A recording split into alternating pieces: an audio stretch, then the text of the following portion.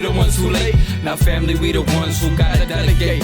Get that money in the power, never be fake. Stick to cosign for 3. What did he say? Create jobs, support our own. Educate the same and buy back your home. Got 3 degrees, triple 10.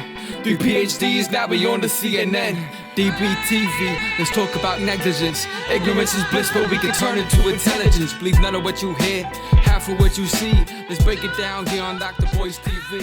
Here we are. Say your name, throw your hands up. Also, let me know what city that you're coming from. I'd like to know what city you guys are coming in from. I wanted to spend a couple of minutes this morning talking about something that I just saw in terms of a comment on my Facebook page, and it really was interesting to me. So I thought that it was worth doing a quick little podcast on this. What's going on, Chris? How are you? First, I want to ask you really quick, please, if you're on Facebook, please share this. If you're on YouTube, please share the link. If you're on Twitter, please retweet. Let everybody know about these intelligent Black conversations that happen on a regular basis because we are trying to make Black people smarter, and that's Black people all around the world. I see Grand Rapids in D.C., New York City, Washington, D.C., from TT. What's going on? Hey, TT. Remember TT? That was Set It Off. I was thinking about that was my really bad Vivica Fox imitation. Anyway, Gum said, praise Jesus. I see hello from Washington State. From is that Arnis Villanova?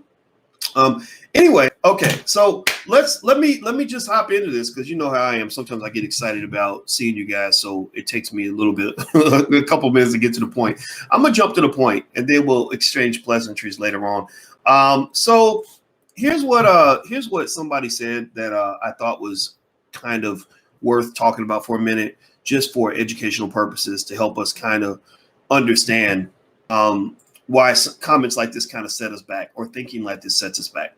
So I mentioned something where, when you run a business, you have to run ads and things like that. So I had, this ad up that basically where it was basically all about investing in the stock market and stocks that I actually buy myself that I think we want to look at during this crisis.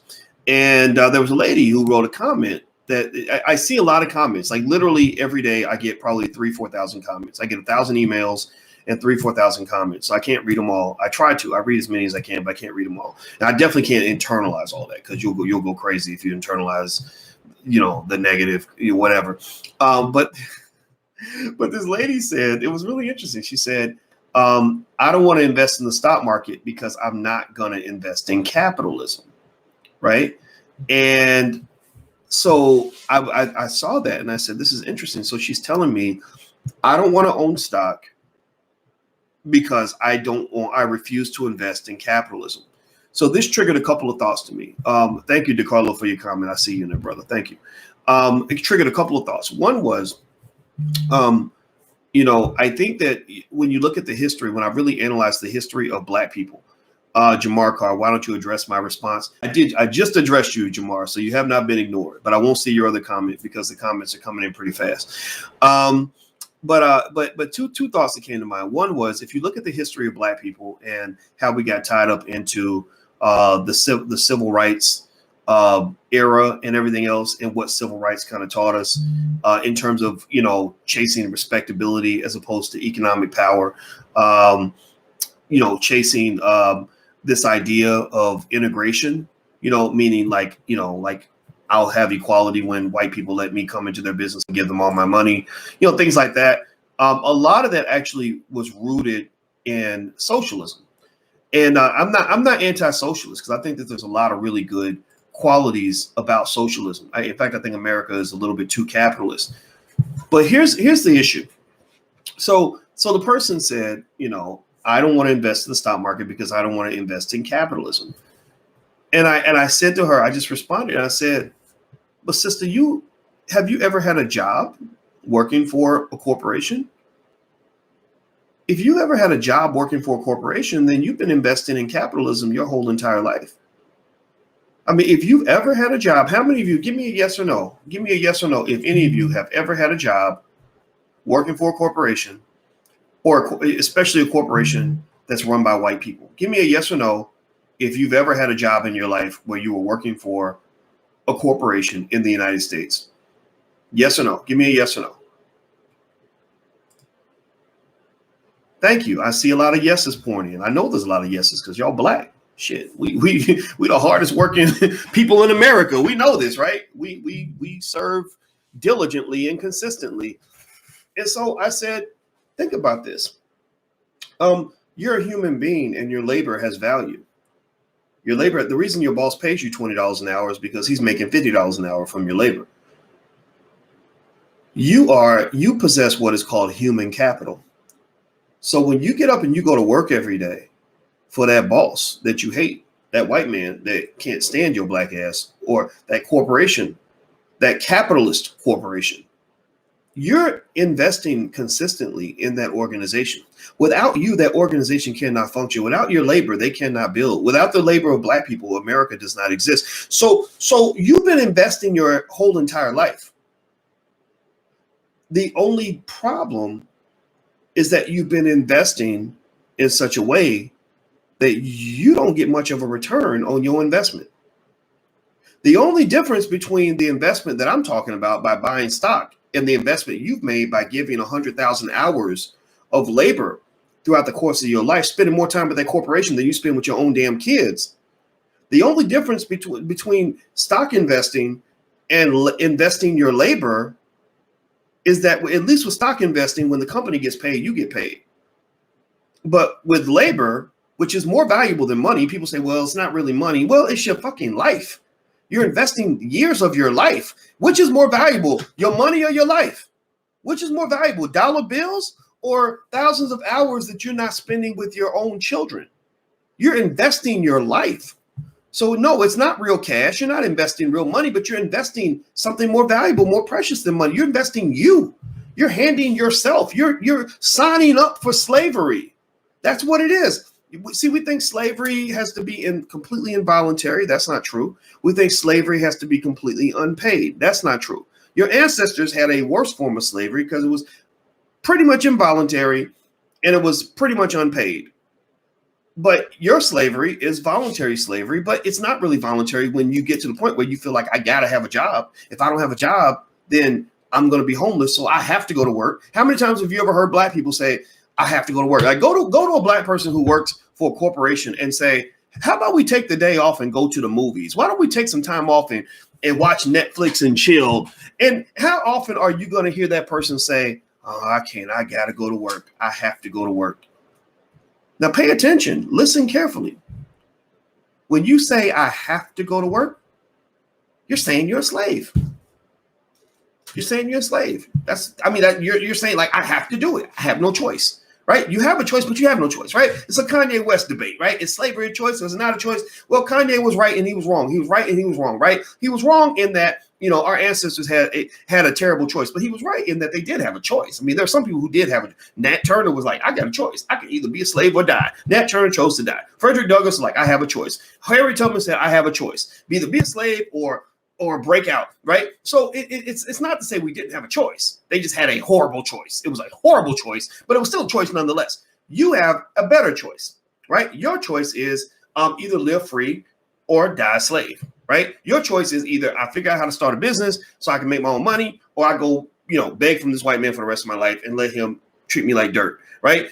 Your choice is either I invest and I save my money and build wealth for my family, or I keep going, to work every day and doing what somebody tells me to do. I have a friend who's 45 years old and she said, it's really weird to me that I have to go ask permission to use the bathroom. She works in a call center. They have to report and let them know when they're going to go pee.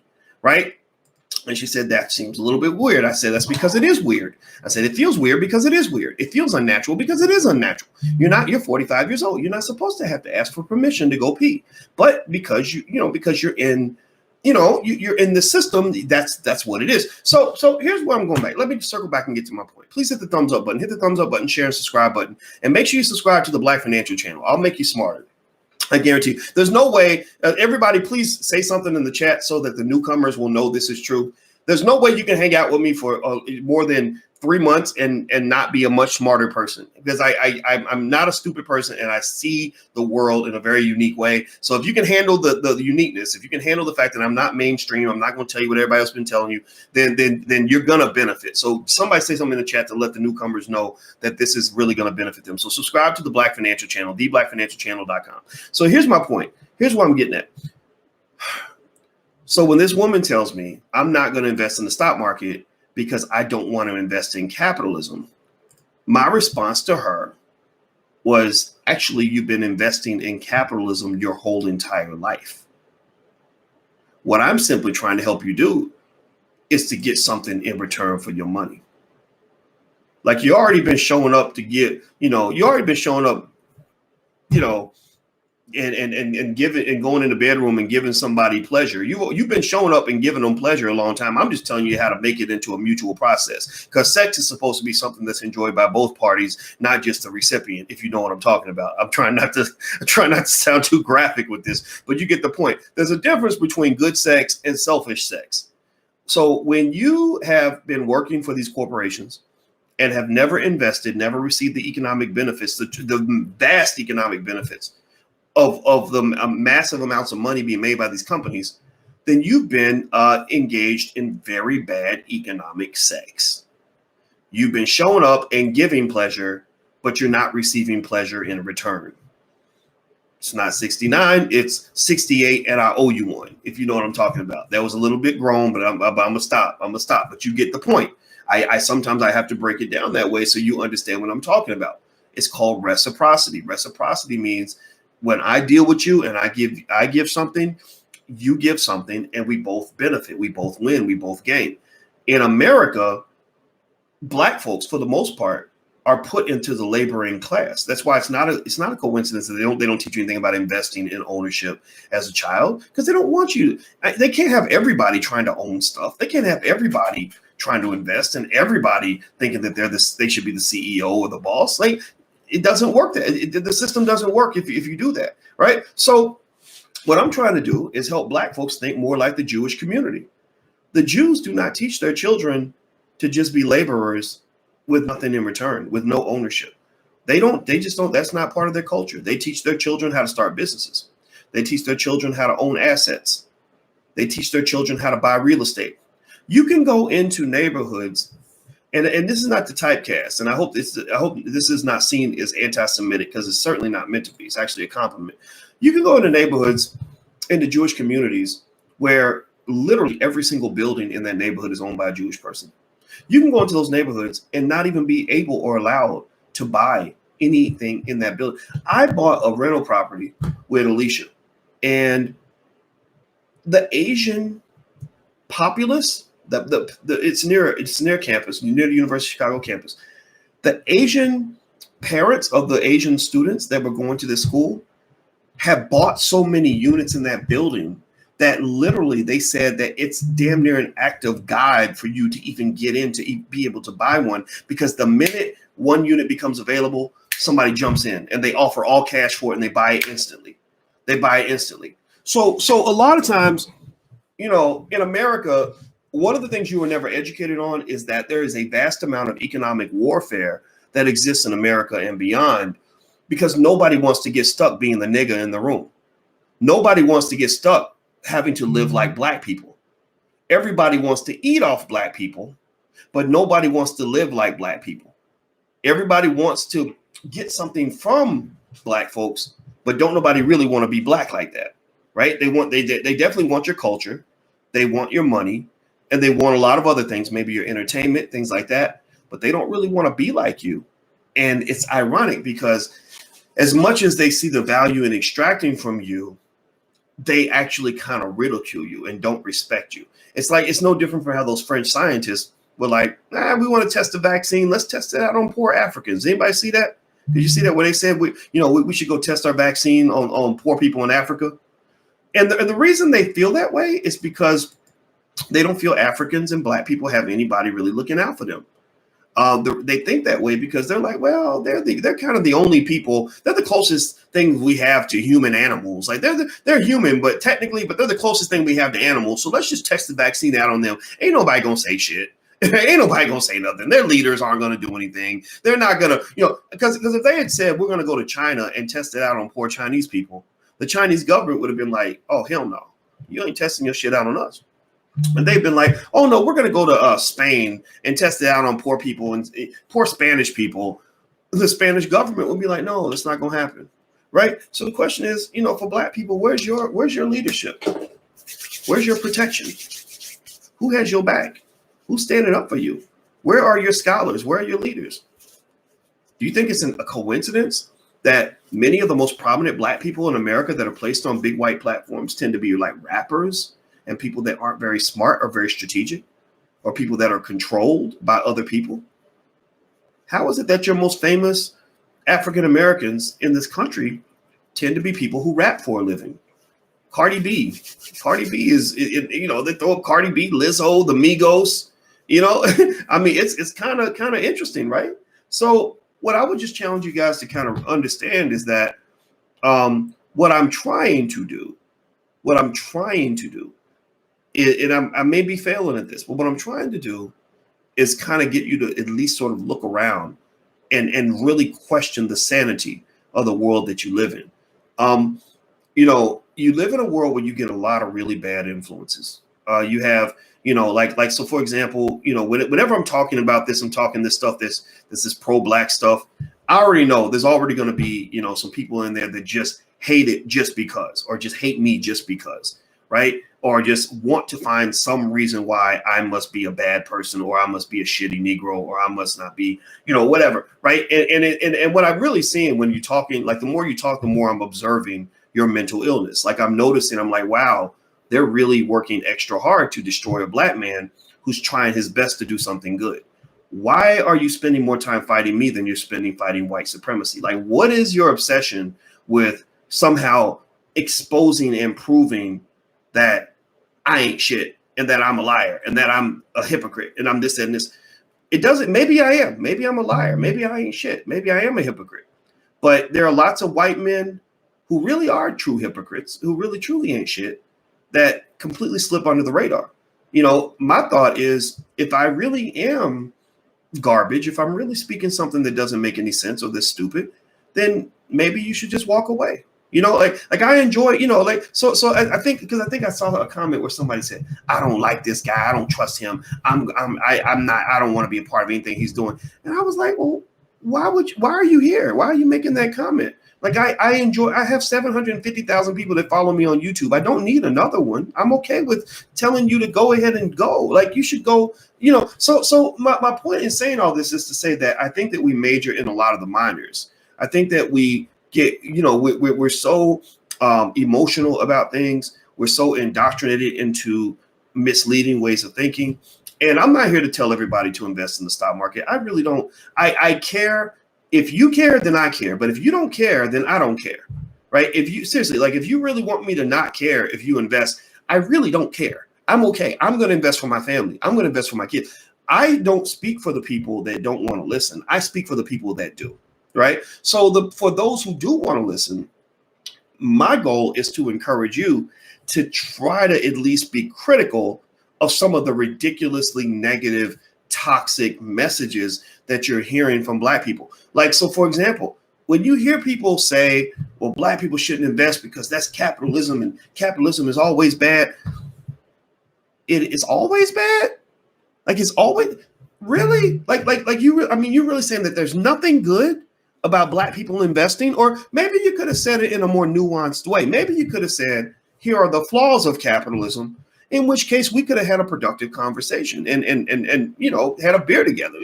I don't drink beer, but I drink root beer with you, right? But Chris said, but I don't really drink beer. I don't either. I don't drink it all. But why is it that, I want to undermine this Black man's message because I don't like capitalism, because some white person told me socialism is the ultimate and only solution, when I can actually explain to you in a nuanced way why both capitalism and socialism have their merits. And it's really actually the blend of the two that's beneficial. Because what's funny to me is you have a lot of black socialists out here, black folks that will swear capitalism into the ground. Like capitalism is evil, it's bad, it's terrible. And I'm not saying capitalism is good. If you follow me, you know I have a lot of criticism on capitalism. But you'll have a lot of really devoted socialists who don't even understand the hypocrisy behind what they're saying. Do you know how many socialists I run into who are reaching out to me to beg for money? So if your revolution is really going to work, then why ain't you got enough money to fund your revolution? Well, it's because you're not balanced. You've lost your balance. You hate capitalism so much that you create a scenario where you're always broke. And then when it comes time for you to do the real work, you can't get the work done because you ain't got enough money. So what happens to the black socialists in many cases, not all of them, but many of them, they end up begging a capitalist to help pay their bills. Or they end up going to work for a capitalist on Monday because you were so devoted to being a socialist that you didn't even think about the economic engine behind your own activism. At the end of the day, at least in America, almost everything costs money, including activism. Moving things forward requires you to have a business model. It requires you to have some sort of ethical economic engine, a triple E, an ethical economic engine that allows you to generate enough revenue for you to continue what you're doing. So what I said to this sister who said, oh, I don't invest in the stock market because I don't want to invest in capitalism. I said two things. I said, one, you've been investing in capitalism your whole life because you probably work for a white man or work for a corporation. Or if you don't do that now, you probably have, unless you get your money out of the air or you have a trust fund like Donald Trump. And I said, number two, how are you going to be an effective socialist if you don't even have enough money to pay your bills? That's not possible. So maybe as a community, we have to find a way to have balance.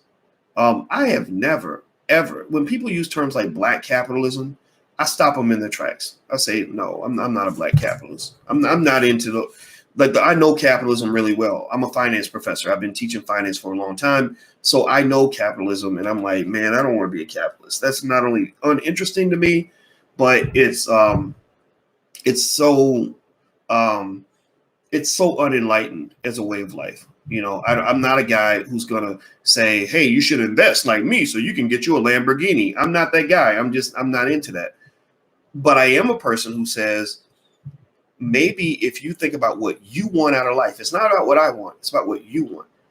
Chances are that whatever you want out of life, whatever it is that you're trying to do, whatever dream you have, Haslin or Epperson or Amber Sky or Richard Fontley, whatever dream you have in this world, I bet you everything that dream is more easily accomplished when you have enough money in the bank.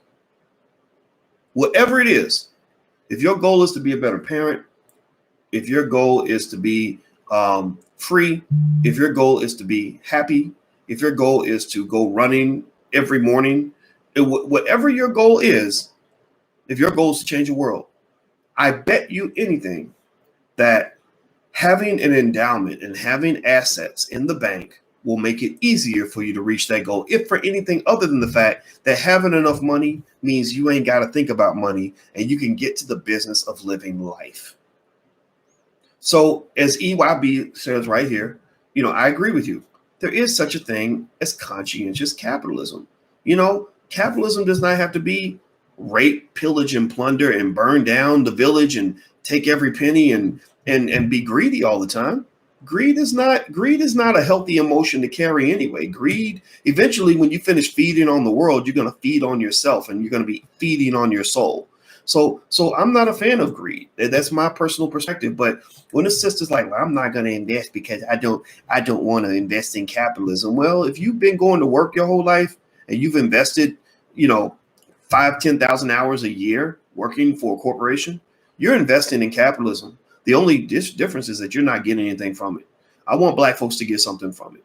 So that's my 2 cents on it. I'm not telling you that you're wrong and I'm right. I'm just giving you a perspective and a point of view. And hopefully some of you can benefit from that. And that's why I decided to share this. Let me see here. Rosa says, I just watched the documentary. Hit the thumbs up button, by the way. Hit the thumbs up button. If you're on Facebook, please share this. If you're on Twitter, please retweet. Rosa says, I just watched a documentary on Netflix last night about Karl Marx, told by a white British person. It dawned on me that Marx was a dark-skinned man, not welcome anywhere due to his views. Again, people being exploited by capitalism of his time. Yeah, I mean, capitalism can be pretty horrible, if it's done wrong. I mean, I really think capitalism can be a terrible thing. But I don't think Marxism is the answer. I don't want to live in a Marxist society based on what I've read and what I've seen. And if you go back and you look at the societies where, so whether socialism, communism, or Marxism was applied, those societies had major problems too. Major problems. Don't ever get to the point where you start thinking that some other system is a complete utopia, because that's just not it. But America does have issues. Like you're seeing it right now with the whole corona situation. Capitalism is the reason we're not able to properly respond to the virus. Are you familiar with Stash or Acorns apps? Any thoughts? I use them all. And by the way, I do have an investment program if you guys want to check it out. The first 30 days are $1. And it's theblackstockmarketprogram.com. That's theblackstockmarketprogram.com. So feel free to go and take a look. In the first 30 days are $1. And also at the bottom is the section on what Dr. Boyce is buying. So if you want to know what stocks I'm buying, just go to the bottom of the curriculum section at theblackstockmarketprogram.com. It's all right there.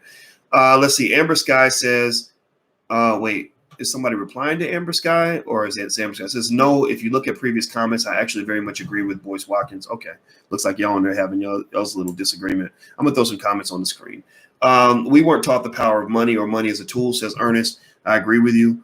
Yeah, well, what's funny is Black people are very much in tune with the power of money. Like if you listen to rappers, for the last 50 years, rappers been rapping about how they like money. That's all, you see dudes rapping about, like, got gold chains, got big bars, got dollar bills, got fancy cars, right? Whatever, right? Yeah, I know that I didn't even mean for that to rhyme, and you can tell now that I'm a terrible rapper.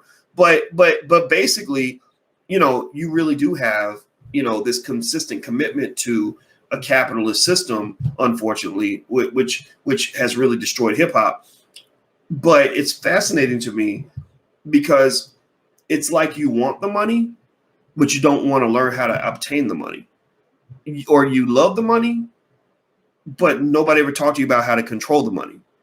Like, to me, if you really want something, you control the supply of the thing that you need, right? Unless you want to be positioned in the same way like a dope fiend is positioned. If you look at the difference, if you look at the relationship between a dope addict and a dope pusher, who has the most power? The addict or the pusher? The fiend or the dealer? Right?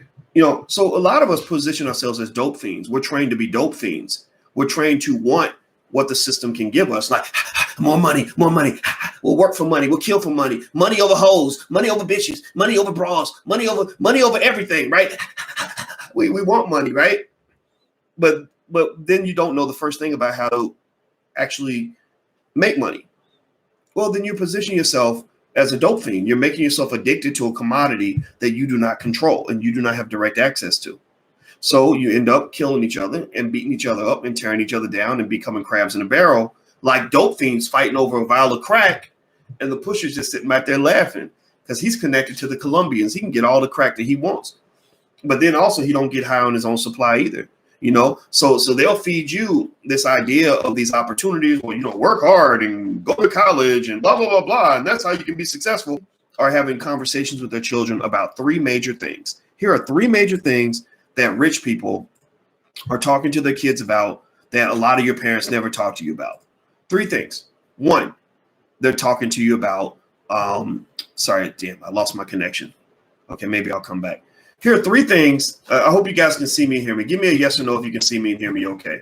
If I just came back. Here are three things rich people are talking to their children about that your parents probably never talked to you about. One, obtaining real estate. The reason Donald Trump has money today is because his father, Fred, spent thousands of hours talking to him about how to buy property. That's why he bought a $400 million building when he was 28 years old. He may be a bad president, but he made some moves in real estate that were heavy, very heavy. Number two, the ownership of stocks. That's something that's a fundamental thing that happens in every wealthy family. They all own you about something you don't understand. You're at risk of hurting a lot of people, right? And so, I think that there are various reasons why we avoid the stock market, but I can just tell you that it's probably cost us trillions of dollars. Like whatever amount of money we're asking Congress to give us for reparations, we've lost probably triple that amount just by not participating in the stock market. I just want to be honest with you about that.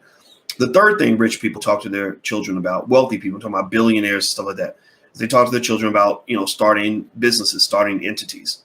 The reason that they want them to start entities, whether it's, LLCs and corporations or foundations or whatever, is because they want their children to be in a position to receive the lion's share of the benefits of whatever it is that they own. They don't want their children to receive, whatever's left over or the scraps. So anyway, it looks like I'm breaking up a little bit, so I'm going to go ahead and take off. Osiris, thank you for your kind words. Let me know if you guys can see and hear me okay, because I know on Facebook, this stupid streaming service that I use, it gives me problems sometimes. So I'll try to see if I can fix it for next time. But either way, I'm going to head on out, guys. So do me a favor, make sure you subscribe to theblackfinancialchannel.com, THE, that's theblackfinancialchannel.com. Also, follow the Black Financial Channel on Instagram, and you can follow me on Instagram at The Real Boyce Watkins. And lastly, if you want to learn stock market investing from me, I have a whole curriculum with tons and tons and tons and tons of content.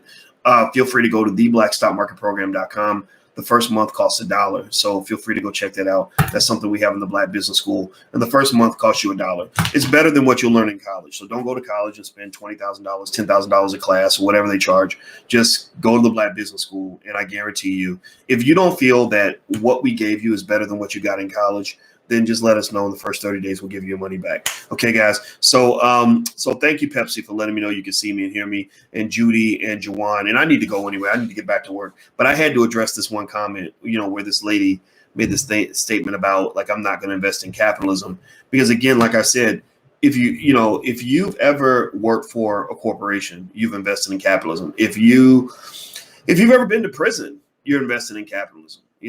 Prison, inmates are great contributors to capitalism, unfortunately. If you've ever played college basketball, you're an investor in capitalism. There's a million ways. If you watch corporate media, you're investing in capitalism. The only difference is that, as an investor, you're not getting a return on your investment. But without your input, without you giving something to that system cannot exist. So never think that you're not part of the game. The question is, are you a player or are you getting played? So I hope that you guys want to be players, because believe me, the Black community gets played every day of the week. So anyway, I'm out of here, guys. Take care. Have a great day. And thanks for hanging out. Please hit the thumbs up button, share and subscribe before you go. If you're on Twitter, Facebook, anywhere, please retweet this. And I'll talk to you soon. Be good. Peace.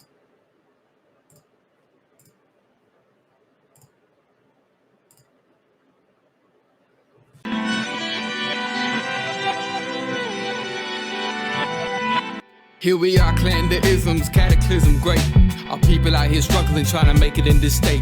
Everybody out here doing it, but we the ones who late. Now family, we the ones who gotta delegate. Get that money in the power, never be fake. Stick to cosign for 3. What did he say? Create jobs, support our own. Educate the same and buy back your home. Got 3 degrees, triple 10. 3 PhDs, now we on the CNN. DBTV, let's talk about negligence. Ignorance is bliss, but we can turn it to intelligence. Believe none of what you hear, half of what you see. Let's break it down here on Dr. Boyce TV. Here we are.